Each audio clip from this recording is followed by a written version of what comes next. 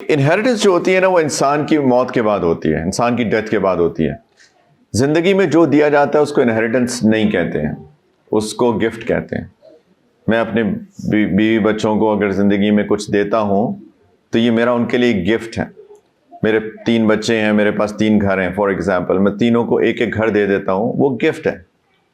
کوئی یہ نہیں کہہ سکتا میرے مرنے کے بعد کہ لڑکے کے تو 2 حصے ہوتے ہیں، لڑکی کا 1 حصہ ہوتا ہے، تو آپ نے ایک ایک گھر تینوں کو کیسے دے دیا؟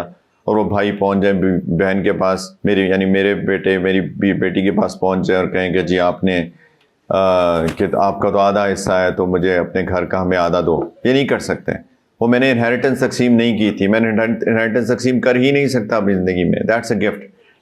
ایون سو مچ سو کہ اگر کوئی ول لکھ دے، میں اپنی ول لکھوں، میرے 3 بچے ہیں، 2 بیٹے 1 بیٹی ہے، میرے پاس 3 گھر ہیں، ایک گھر تینوں کے پاس جائے، اس ول کو بھی میرے مرنے کے بعد پھاڑ کے اس کو ٹریش کین میں پھینک دینا چاہیے، کیونکہ میرے مرنے کے بعد اللہ کی شریعت نافذ ہوگی. اس کے بعد میری ول کا کوئی اعتبار نہیں ہے، جو میں اپنے ورثاء کے لیے لکھوں گا، انہیریٹرز کے لیے لکھوں گا.